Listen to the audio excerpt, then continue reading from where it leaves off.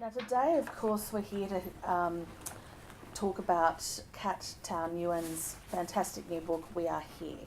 I understand today is its launch date, and we're very proud to have her here. It's a fantastic story. Cat Thao is an Australian writer and lawyer. She was born in Thailand to Vietnamese parents and grew up in Western Sydney. She's married to Tony, a Canadian-Chinese man who I believe is here somewhere Yay, today. over there. Stand up. Stand up, Tony. There's your moment in the spotlight. She's held a number of advisory and board positions, including with the Special Broadcasting Service, SBS, Ethnic Communities Council of New South Wales, the Australian Chamber of Commerce in Vietnam, and the Loreto Vietnam Australia Program, an Australian charity. She has dabbled in filmmaking and theatre, but unfortunately has never played the violin or piano. With a keen interest in the arts, economics, and the development of leadership roles in women in emerging economies, she's particularly passionate about quality fish sauce and Australian Shiraz. So on that note, please join me in making Cat Thao Nguyen very, very welcome.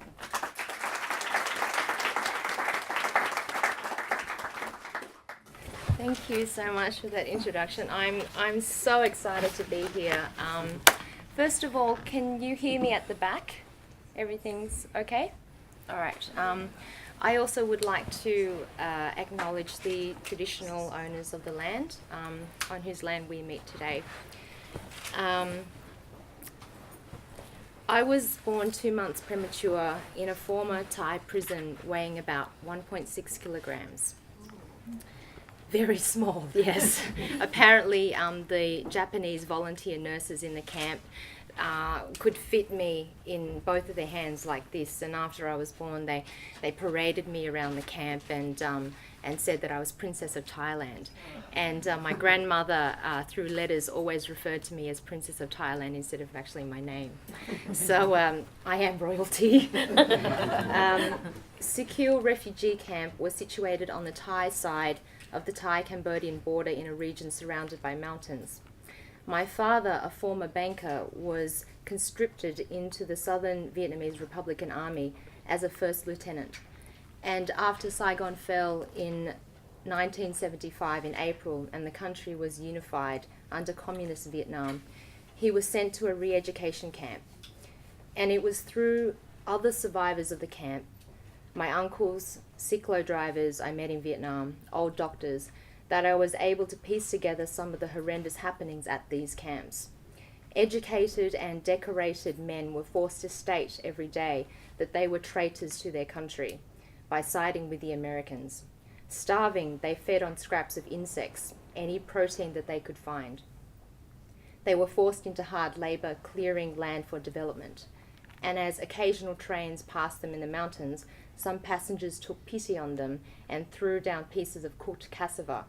The men would dive and scramble amidst the tall grasses, hoping to seize any single piece of nourishment, smashing the food into their mouths like starving, crazed predators. My mother was a former law student, and after Saigon fell and the country was unified, she was forced to work as a rice farmer, as with many other people. Back against the sun for hours, her feet planted permanently into the wet mud as the sun rose and sank indefinitely. After all her older brothers were sent to the camps, as the oldest in the family, she was charged with her family's survival. One of her brothers would not return for 10 years, as most of the men were sent to re-education camps. My mother has 2 sisters, still alive and actually in Colorado. And at the time, after the war, they each shared 1 pair of pants. They couldn't leave the house all at the same time. So this is indicative of the absolute poverty that there was at that time. And this sole pair of pants was just patched again and again and again. Not long after my father left the camp, he married my mother, the only woman who was from an educated family, and my mother at the time had only 2 conditions to marry a person One, that he wasn't disabled from the war, and two, he was a male. I'm exaggerating that one. No, and then he was educated. But what was funny, I digress. It was quite a funny story, and it's in the book. But my mother is quite beautiful, and she's very fair skinned, and she looks like she's European descent, and it spread throughout the village that my mother had decreased her standards significantly. So there was a man that came for her hand in marriage, and he was a humpback. He had a hump on his back, and he walked, and he had enough amount of money. So her third condition was you had to have a certain amount of money. So the man came with amount of money, and my mum said, no, look at your hump, it's awful.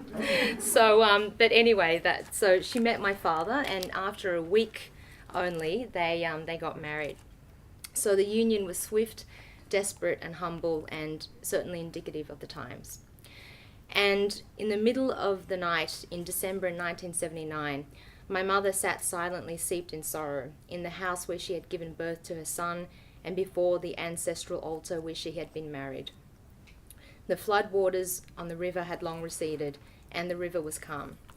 Her father, mother, sisters, and youngest brother wept in silence for fear that the neighbours would guess my parents' intention and inform the authorities, because no one could be trusted, and everyone wanted to appear to be supporters of the new communist officials, so betrayal by neighbours was not uncommon.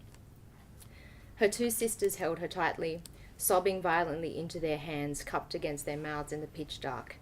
There was no way of knowing whether the group would survive the journey ahead of them.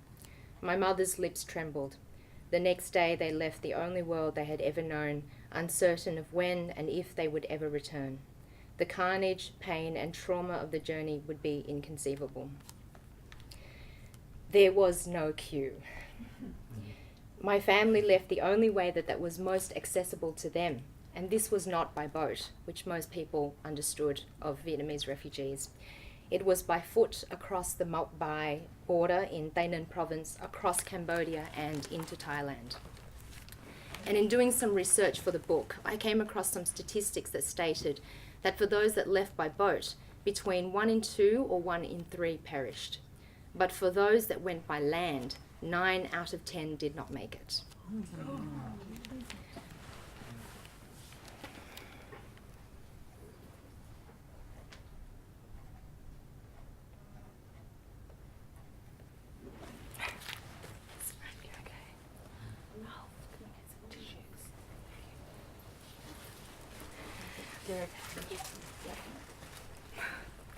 I knew this would happen. Oh dear. Okay, thanks. Do you have a second box just in case? Okay. All right. So, overwhelmingly, those who fled Vietnam, especially by foot, were young single males. And when I went to Vietnam on visits, and after I moved to Vietnam in 2007, I met a motorbike taxi driver who told me he tried 8 times to flee by foot across the same border. And the last time, most of the pack were shot dead. So he didn't try a 9th time. And in December 1979, my mother, father, 12-month-old brother, 15-year-old uncle, and 15-year-old cousin all left, arranged and facilitated by people smugglers.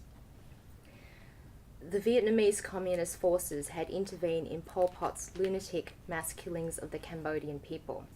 The Khmer Rouge under Pol Pot were fleeing but still present in Cambodia along with the Vietnamese Communist forces. My family were escaping from persecution. So the jungles were littered with severed limbs and heads. My father records severed heads of Asian males on stakes with writing in blood, and he later learned he saw the words written in blood, but he didn't actually understand what it was. And later in the refugee camps, when he spoke to other Cambodian refugees there, they told him that the word meant Vietnamese. So it was an abhorrent and clear warning that Vietnamese people were not welcome there. My family travelled through the most heavily mined area in the world with unexploded landmines densely laid near the border of Thailand. Dysentery, thirst, rape, brutal deaths. It was a time of utter madness where the Khmer Rouge smashed little babies against trees to kill them while saving bullets.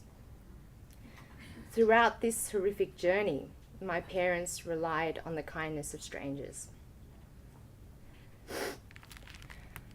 An old man with a small mandarin for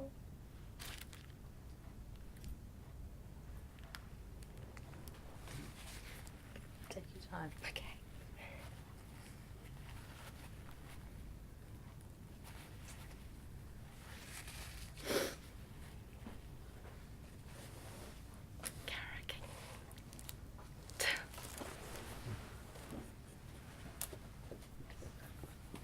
Sorry. She's my security blanket. My parents relied on the kindness of strangers. There was an old man with a small mandarin, a dried mandarin without much juice in it, but he gave it to my 12-month-old brother Van to suck on. And, you know, years later, my dad reflected that it could have been this very mandarin that could separate this little baby from life and death. There was a French-speaking Cambodian man who transported my mother through Khmer Rouge checkpoints, tying a black magic spell in a pocket around her neck to protect her on the journey, taking her directly to the Red Cross instead of abandoning her like the others. Because the other people smugglers actually abandoned my father and the boys along the way. And a fellow refugee, a military doctor, who was a colonel in the southern Vietnamese army, actually delivered me voluntarily at the Sikil refugee camp where I was born. And all these people were strangers. When we arrived in Australia, we struggled very hard to build a life. And I witnessed the indignity of mute migrants, illiterate in this new land, having to rely on their small child to translate documents and deal with insurance companies. The indignity of a former banker who loved reading Les Miserables, being abused on the factory floor. The indignity of a desperate mother sewing for hours day and night in her self-imposed sweatshop to not only look after her immediate family, but those in Vietnam who were literally starving. And the indignity of not having certainty.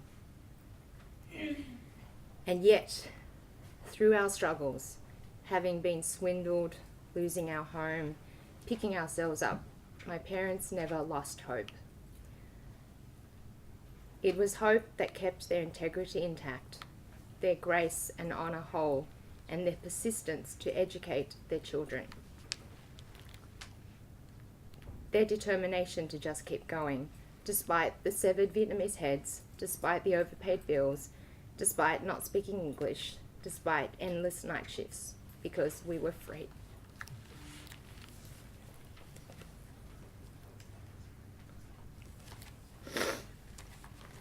This is the first thing, that's why I'm crying so much. There's going to be more events, there'll be less, there'll be less tears. So when I was 16 years old, my father came home from the factory one day, deeply despondent, and he had an incident where other workers bullied him just for kicks. They sabotaged his machine on his shift as he was the machine operator, and he would be fired. And after years of silent rage, he was about to attack the worker with a metal rod. He became a blinded rabid dog, but he stopped. And that day, sitting on the milk crate in our home, he told me that I have a mouth to eat with, but I don't have a mouth to speak with. You are my voice. There were a lot of other struggles, moments and insights on our journey in Australia, documented in the book that I hope you will all later read. But at this point, I want to share with you some of the reflections, some of my personal reflections, having written this book over 7 years, as well as being an Australian Vietnamese person living abroad now. I realise that I am a very lucky person to be here alive before you, to have my parents, to be educated, to be an Australian citizen.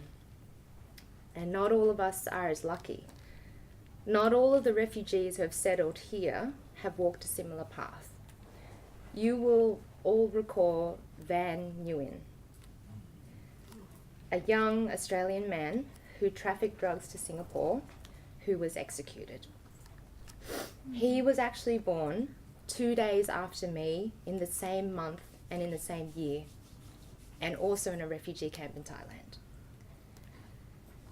I've had the privilege to live and work abroad, interacting with people from an incredibly diverse array of backgrounds, from Crown Princess Mary, UN ambassadors, educators, artists, prison inmates, drug addicts, farmers.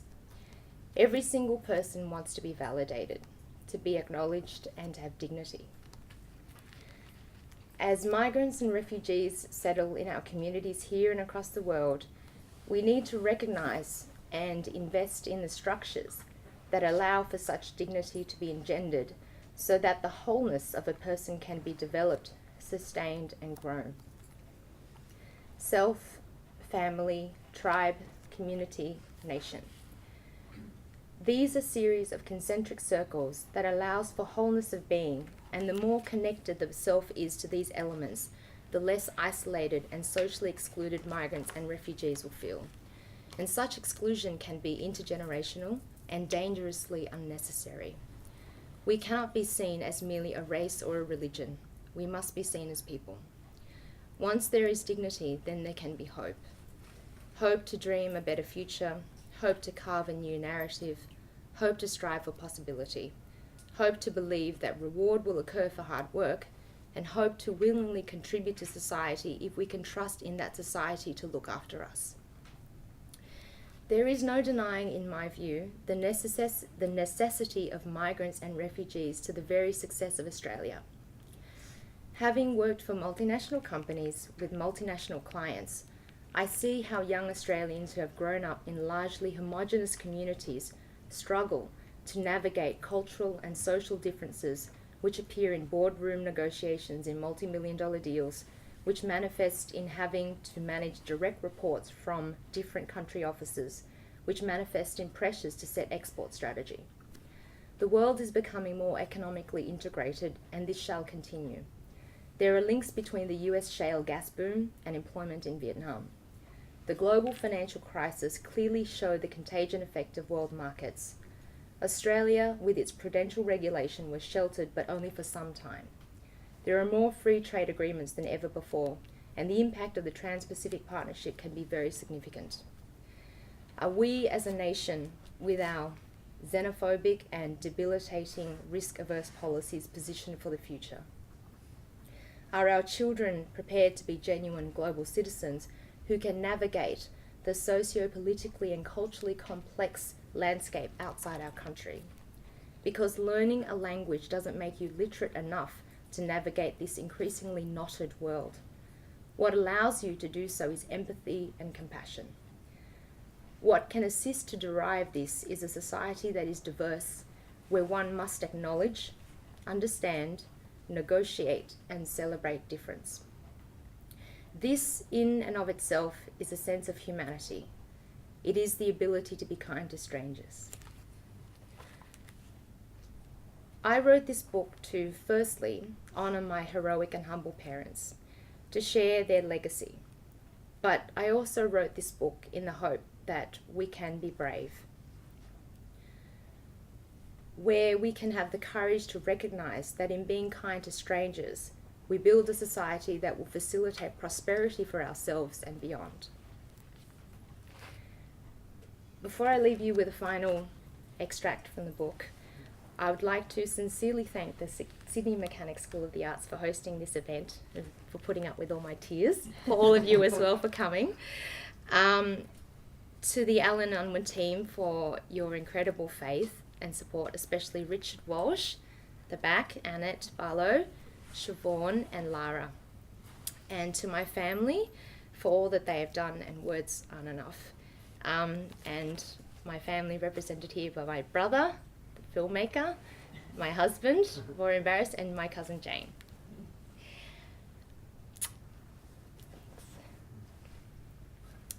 And this is my best friend, Caro. It was a cool February day. As usual, buses, trucks, and modified sports cars thundered past our house on Chapel Road in Bankstown. The volunteers at the Salvation Army store down the street had put out the furniture for sale. Students were waiting at the bus stop several houses down. And inside our house, my family was getting ready. My father put on his only suit, a white collared shirt, and the same navy blue tie he wore to weddings, funerals, graduations, and major church events. He put on the cufflinks bearing the United Nations logo, which I had bought for him at the UN souvenir shop in New York City. My mother was dressed in a long-sleeved black shirt with a frenzied disco pattern straight out of the 1980s, charcoal grey trousers and black sandals. Some part of her ensemble always included items from St. Vinny's. I looked at my tired, aging parents. My father with his hair sprayed comb-over and greying eyebrows. My mother who, makeup-free as she never learnt how to apply it, and in her effort not to look like a peasant, presented herself to the world as the queen of Western Sydney peasantry. This was their best dress. This was the day their daughter was becoming a lawyer. We parked the car at Bankstown Sports Club, then walked to the train station. I noticed my father was still wearing steel-capped heavy shoes from his factory days. He had shrunk visibly in the last few years. His $3 glasses still had the plus 2.0 sticker on them. It was from the $2 store. He didn't go to the optometrist, I told him to. The glasses hung defiantly on his wrinkled nose bridge. We sat down on the blue benches at the station platform, and I wondered about the first time my parents caught a train in this new land all those decades ago.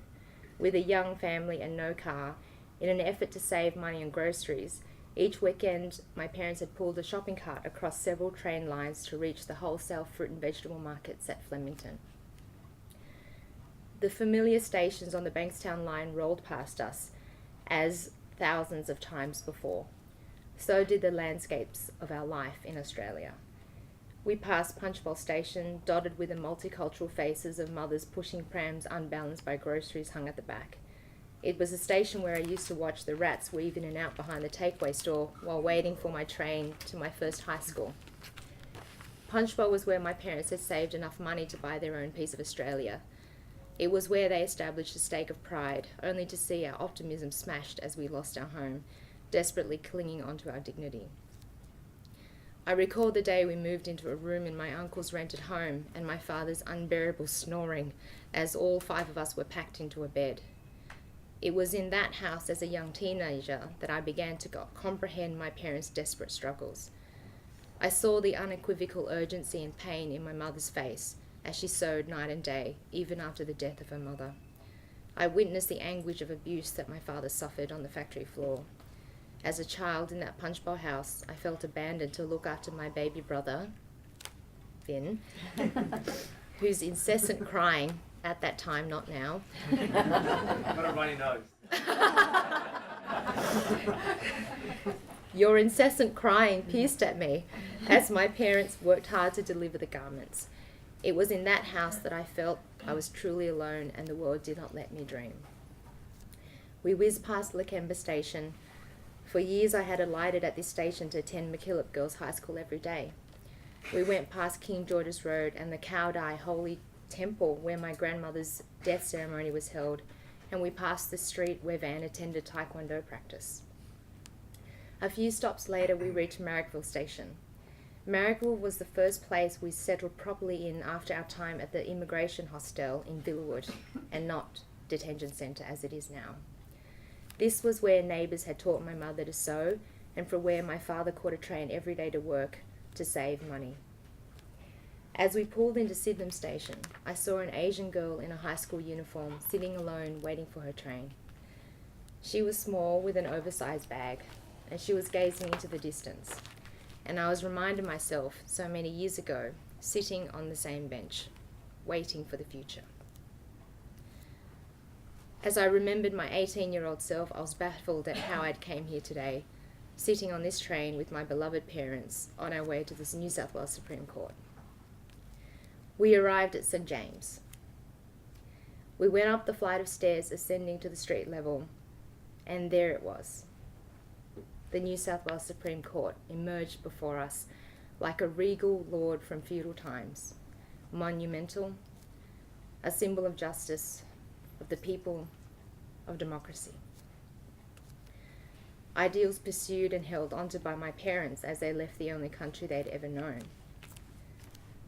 Across from the court was the law school. I walked my parents through to the law school foyer and showed them where my portrait had hung a couple of years earlier. My father quaintly smiled in appreciation as he crossed his hands behind his back. He now had an old man's walk. I saw in his stooped posture the years of heavy factory work and the strain of forever being a foreigner in this land where he carried his own muted cries.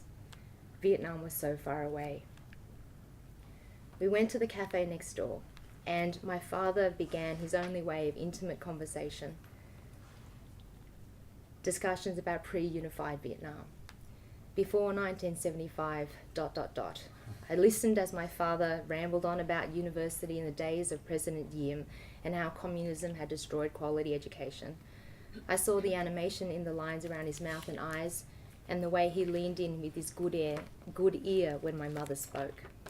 Dried bits of the cheap hairspray delicately fell onto the shoulders of his suit like flakes of dandruff, and I brushed them away. Inside the court, the Chief Justice entered in full robe. A solemn, ceremonial silence pervaded the room. Those seeking admission to become a lawyer stood up one by one. A thousand thoughts shot through me, and then it was my turn. My parents watched proudly with revered curiosity.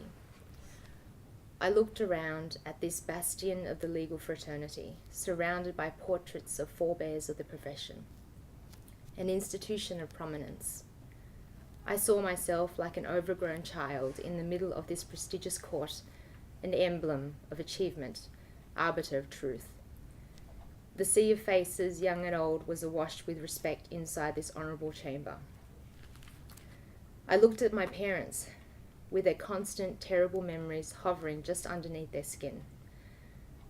I thought of landmines, of wet prints in Cambodian jungles, of sewing machines, steel-capped boots, boxes of vegetables from wholesale markets and unpaid bills from far, far away, streaking around us like a snake of coloured lights. I saw a young woman huddled in the middle of the night in a rice field close to the Vietnam-Cambodia border, clutching a baby as gunshots exploded in the dark. I saw a young man inside a barbed wire compound, separated from his wife, ready to take his own life. And now they stood before me.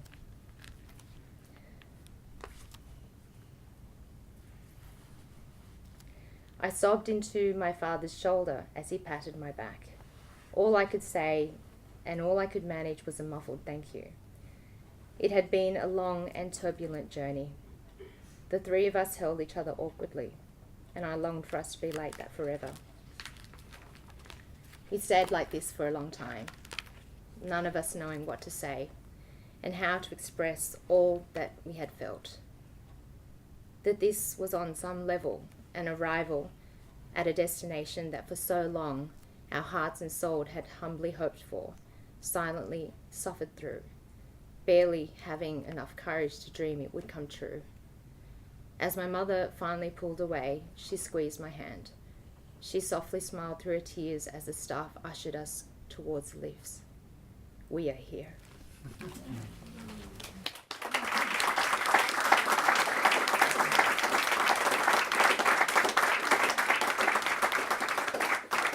you so much for sharing your story and the story of your family with us here today. It's certainly a story of fortitude, courage, and resilience. Absolutely. Now, of course, the book is available a little later on today from Abby's, who have kindly come along for the book sale. It's $25 today, and I'm sure Cat Thau would be more than happy to sign that for you. Before that, however, we do have time for questions. So would anyone like to start? Yes. I might have missed it, Kat, but are your parents still alive? Did they see the book? Yeah, they're still alive. They're at home. I think it's all a bit emotional, so they didn't come today. But both my parents are still alive. We lost one along the way, and he was my mother's youngest brother, who was 15-year-old at the time. So he was captured by the Khmer Rouge. Well, thank you, because I think of us all here, every generation, met memoir and so forth, and we appreciate hearing from your parents' side. I think it gives us more understanding and tolerance than I had. So. I did 2 tours of Vietnam. I was 18 my first tour, 1965, 66 with one rail. Then I went back to the Australian training team at the old Imperial Capital of Way. I was there 68, 69, the Tet Offensive. Yeah. My street mate, Bill Sale, he was ex-Australian Navy, and he rescued a lot of the Vietnamese coming down by ship, trying to reach Australia. And he told me his offence of rescuing a lot of young Vietnamese and putting them on the Navy ships and bringing them to Australia. That's what we did. Thank you. To try and save it. Thank you. Thank you. Thank you. Is there any other comments, Valerie? Sorry. Where are you living now? My husband and I live in Ho Chi Minh City in Vietnam, Right. actually. Yeah, I moved there close to 8 years ago, and I didn't think I was going to be there for that long, but I met my husband there, and I think he's kept me there. So. I was just thinking, my best Australian friend is Vietnamese. I met her at university and, helped her, tutored her and so forth. Similar story, quite remarkable. Yeah. So she goes home whenever she can, parents in their 90s, backwards and forwards. But your parents are still here, Yeah. aren't they? Yeah. I'm just wondering, what your parents think about the situation at the moment, how we're treating people from both peoples. They must have an opinion. You can't speak for them, Yeah. but I'm wondering what they would say now after their incredible journey. The times we're living in are so different, aren't they, to Villawood? Yeah. Look, it's a very different time, and when they arrived in Villawood, it was, we were hosted at Villawood. We weren't imprisoned or detained at Villawood. And there was so much support, even though there wasn't enough Vietnamese people at that time to have Vietnamese community support. But we had, our first black and white TV was donated by, St. Vinny's. We had people help us do English. It was kinder.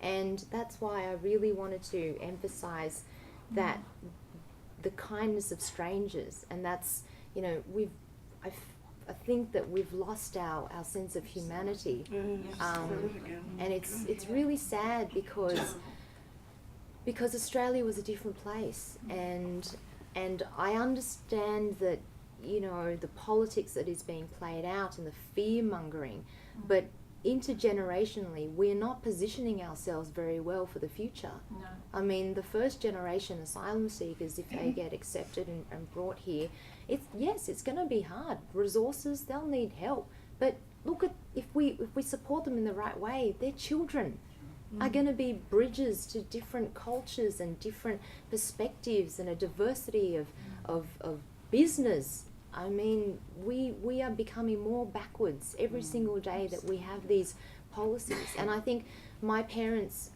see what's going on, and actually they were in a hospital recently in Bankstown, and there were uniformed people in the hospital that were monitoring this one lady, and they were Serco. They were from Villawood, and she couldn't even go to the toilet without them actually going in there. She was being treated as a prisoner. Unbelievable. And look, I live in Vietnam, because if I live here, God, I don't know what I would, I read it on Facebook and I get, baffled, and Many of us feel the same. Yeah. Baffled, confused, angry. yeah, sad. Sad. It's just sad. Any further questions? Yes. I used to work with refugees also in the 80s in Sydney, so I really identify with your stories. Thanks very much for that. What were your first impressions when you went back to Vietnam, given the history of your family and how things have changed in Vietnam? That's book 2, by the way. Watch this space. Vietnam has developed, and Vietnam has gone on despite them, despite all the people that have left. And so when my parents came back to visit me, it's not their Vietnam anymore. The street names have literally changed. You know, and my dad had, you know, I remember being in a taxi and he wanted an old map to look at where the old streets were, because the new government came in. Well, actually, when the French were there, it was French names. Then it was, when the country was divided in two, it was the Southern Republican government renamed it, and then when it was unified, then then they named it again. So literally, it's not their Vietnam anymore. When I moved to Vietnam, the first year and a half was very overwhelming. I was mapping sort of my heritage in a way, and I understood them more by being in Vietnam. I understood why they are the way that they are, and when I first went to Vietnam as an adult, I went to my grandfather's house, and my dad grew up in that house, and I touched the coconut trees that my grandfather had planted, which was now so tall, and they had still shrapnel in them. And I talked to my grandparents. I never had grandparents in Australia. And so that connection to some physical heritage, something tangible, ancestry, which I never experienced in Australia before. And so even though I grew up in Australia, I still felt in some way displaced. You know, and I'm educated. I'm very lucky to be educated. I can articulate myself, and I still felt the sense of displacement without some sense of ancestry. So I went to Vietnam, and when I felt that connection, I was compelled by it. And so then when I got a good job offer, I moved to Vietnam and started exploring that.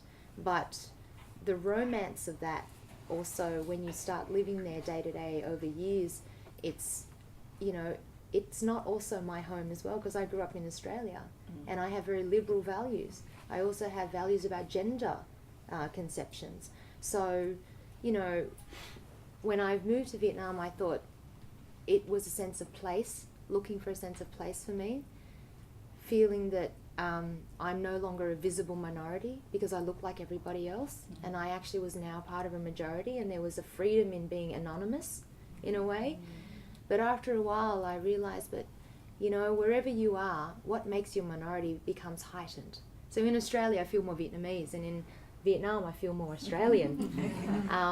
And, now my husband and I work, and we have our day-to-day life, and my relationship with Vietnam has also evolved over time.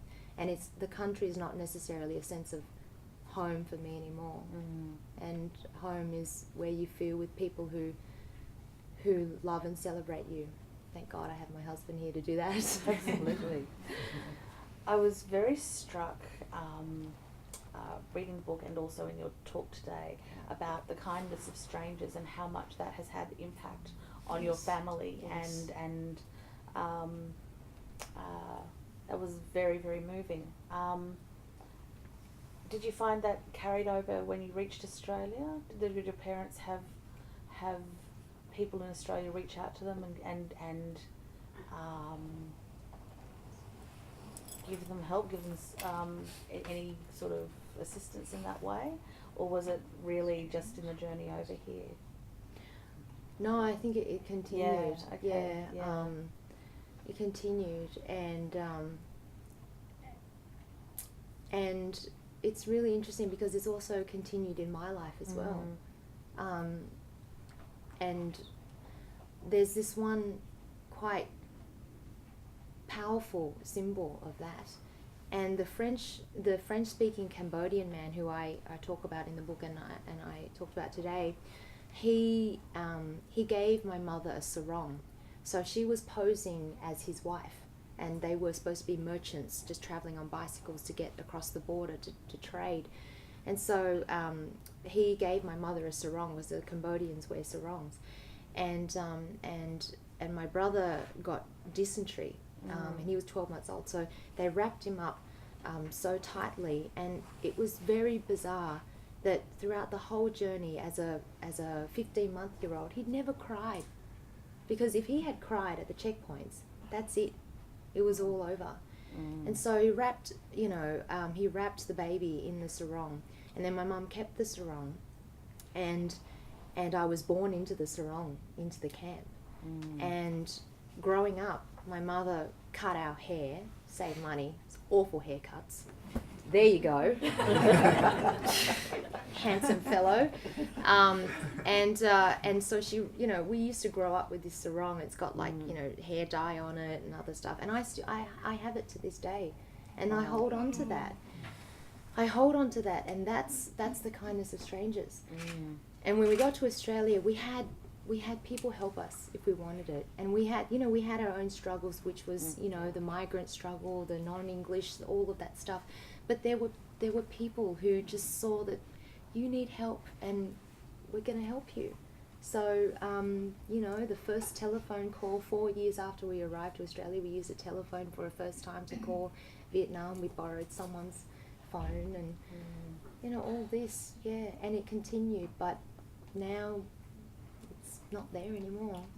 No, it's very Hostile. sad. It's very sad how hostile the country has become, how closed in the feeling is. Yeah.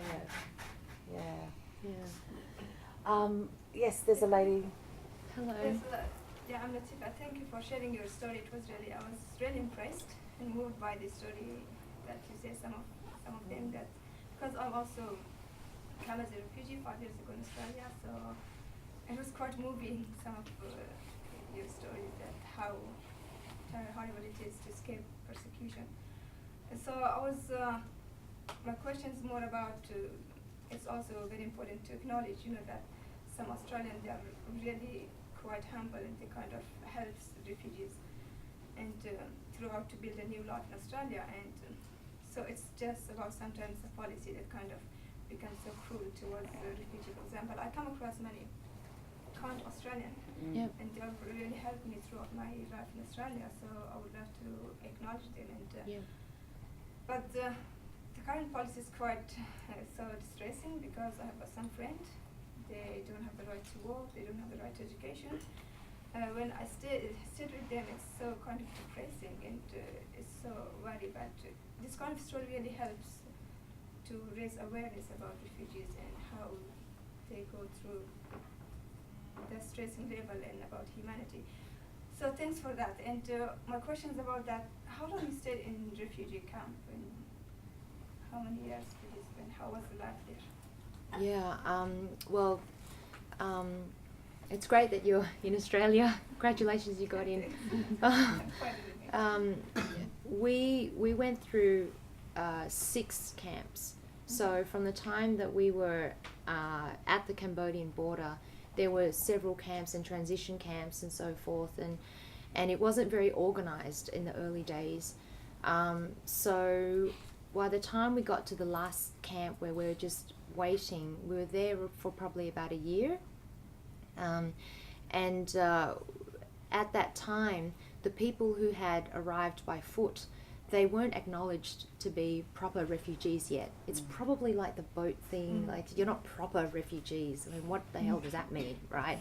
So the people in the camps at that time were just sitting indefinitely, and that sense of not knowing yes or no or what. So my mother was telling me at the time, when people were just not knowing, they were smashing their heads against the wall. They were literally she saw this woman, a mother, who was just going so crazy. She smashed her heads against the wall. People were just going nuts. And then I read what's happening now. It's the same thing. You can't make people indefinitely stay in a place without telling them what's happening. And so that's a human reaction. So she said that was happening until President Carter then on BBC Radio, she remembered the radio station, and he then announced some policy that said, we acknowledge the people who had gone by foot as proper refugees, so we can start processing now. Then the whole camp just erupted, and people were just elated. And at that point, all the representatives of the various governments from Canada, America, wherever, started to send their diplomats over to interview people in the camps and to start processing them. And we already had family in Australia. Actually, Jane's parents left by boat first, so then we chose Australia, which took a while. But apparently in the camps, this is a bit funny, but apparently in the camps, they said that the fastest place to go is Canada, but it's really cold. So nobody wanted to go there at all.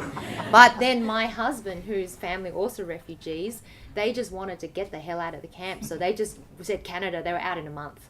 So they ended up in Toronto, which is where my husband grew up. But we already had family, so we waited to get processed, and it probably took around 9 months to finally get processed, yeah.